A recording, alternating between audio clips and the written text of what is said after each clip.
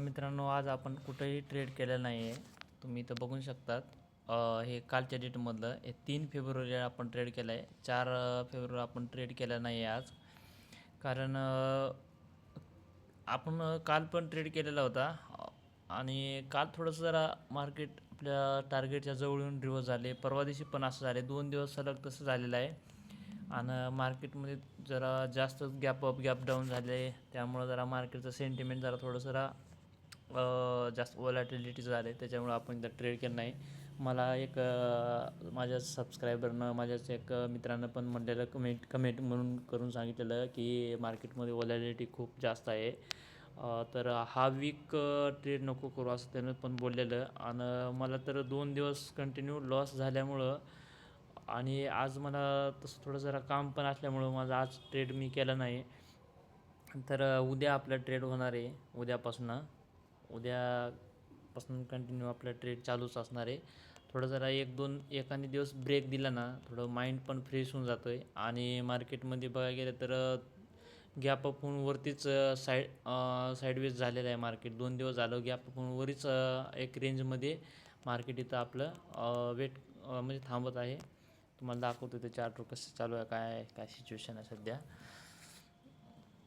तर बघा, इथंच मार्केट 2 दिवस झालं वरती ओपन झाले आणि मूवमेंटच देत नाही आहे.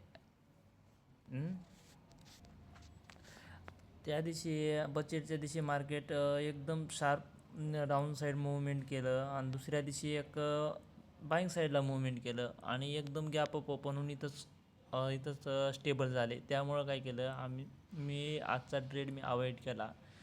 आता उद्याचा ट्रेड आपण उद्यापासून ट्रेड घेणार आहे आणि त्याचे पण काय असेल ते माझ्या रूलप्रमाणे करणार आहे. थोडंसं रूलमध्ये आपण चेंजअप करणार आहेत. आपल्याला 1:2चं टार्गेटमध्ये काय थोडंसं प्रॉब्लेम व्हायला लागलं आहे. तर तिथं थोडं चेंजअप करायचा प्लॅन करतो आहे. कारण तो आपण एंट्री घेतल्यानंतर प्रॉफिटमध्ये चालू आहे, पण एकदम जवळपासून इथं स्टॉप लॉस शेड्यूल आले. असं 2 ते 3 दिवस कंटिन्यू माझ्याबरोबर हे घडलेलं आहे. 1:2चं टार्गेट देताना एक ₹50साठी माझं इथं स्टॉप लॉस हिट व्हायला लागले. परत तिथून रिटर्न यायला लागले. तर आपण काय करतो आहे माहीत आहे का, आपली एक चुकी होती इथं, ते दाखवतो मी तुम्हाला. आता हे मार्केट इथं म्हणजे 3 तारखेचं सांगतो आहे. इथं मार्केट खूप वरती गेलेलं.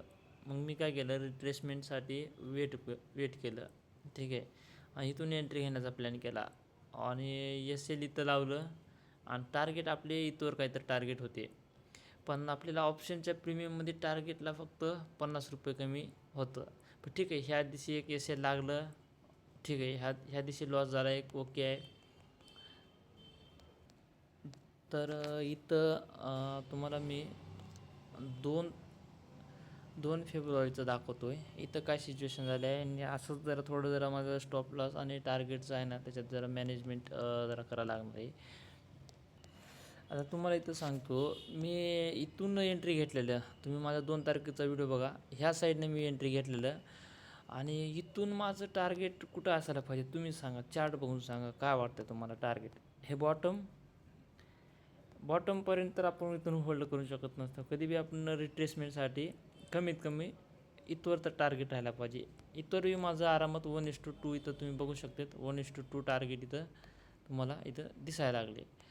पण माझा एक उद्योग झाला इथं. मी प्रीमियम फार त्या व्हिडिओमध्ये पण स्टार्टिंगला सांगितलं, प्रीमियम मी ₹14चा सेल केला आहे आणि प्रीमियम फुल हाफ प्रीमियम झाला, म्हणजे अर्धा प्रीमियम झाला, तरी मी तर बुक केलं नाही आहे. ते एक माझी गलती आहे. 3 तारखेला तर आपले एल लागले हे मी मान्य करतो. पण 2 तारखेला काय झाले, ही आपली गलती झाली आहे. इथं आपल्याला टार्गेट भेटले पण आपली इथं गलती झाली आहे. हेच मी चूक सुधारण्यासाठी काय करतो आहे, जी माझं एल आहे ना, एल मी प्रीमियम ह्याच्याच निफ्टीच्या चार्टवरच एल लावणार आहे आणि प्रीमियम चार्टवर पण असणार आहे, ह्याच्यावर पण असणार आहे. दोघापैकी कोणतं जरी एल हिट केलं माझं, म्हणजे त्या ह्याच्यानं जर माझं टार्गेट आणि एल हिट केलं तर मी तिथं काय होणार, एक्झिट होणार आहे. तर समजा इथं आपण प्रीमियम चार्टवर इथं इथून मार्केटला इथवर जर मार्केट गेलं तर मी एक्झिट होणार असं ठरवणार, ठीक आहे. आणि प्रीमियम चार्टला बी इथं जर एल लागलं तर मी ते एक्झिट होणार, बरोबर. आणि टार्गेटचं कसं असणार आहे, टार्गेट जर इथं एंट्री केलो आहे मी, तर 1:2चं टार्गेट इथं ठेवलं आहे. ठीक आहे. प्रीमियम चार्टचं पण ह्या जागी 1:2च्या इथंच असणार आहे 1:2. आणि ह्याच्यामध्ये चार्टमध्ये पण इंडेक्समध्ये चार्टमध्ये पण सेमच असणार आहे टार्गेट आणि स्टॉप लॉस. जर इंडेक्समध्ये जर माझं हे टार्गेट दिलं आणि प्रीमियम चार्टवर जर माझं हे टार्गेट जर देत नसलं, तरी मी इथं काय करणार आहे ते थोडंसं वेट करणार आणि जिथून थोडंसं बाईंग दिसते त्या टायमाला मी इथं एक्झिट करणार.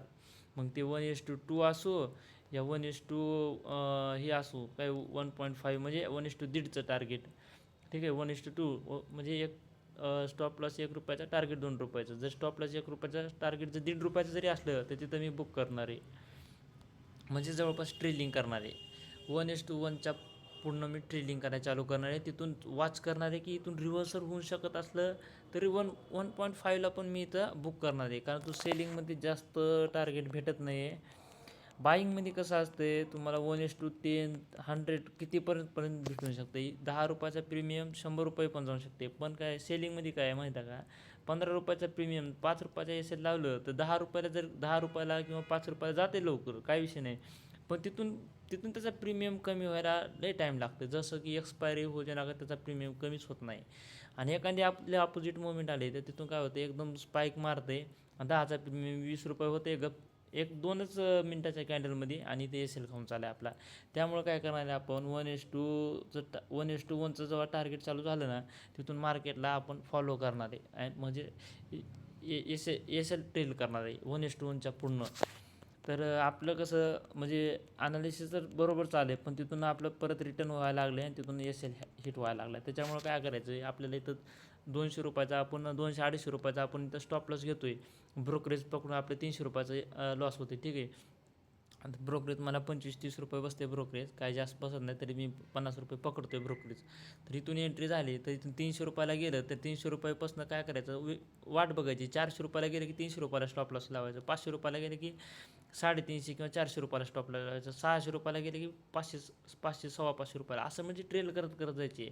मग जिथं हिट झालं ते आपल्या नशिबानं जे भेटेल ते भेटत. चला तर आता उद्यापासून आपण हेच आपले रूल सेम असणार आहेत. फक्त 1:2मध्ये ना थोडं जरा आपण मॉडिफाय केलं आहे आणि कंप्लीट 1:2 जरी भेटलं नसलं तर त्याच्या अप्रॉक्स कमी ना जास्तमध्ये आपण इथं बुक करणार आहे. ठीक आहे. तर भेटू आपल्या उद्याच्या व्हिडिओमध्ये आणि उद्यापासून आपला ट्रेड कंटिन्यू असणार आहेत. ठीक आहे.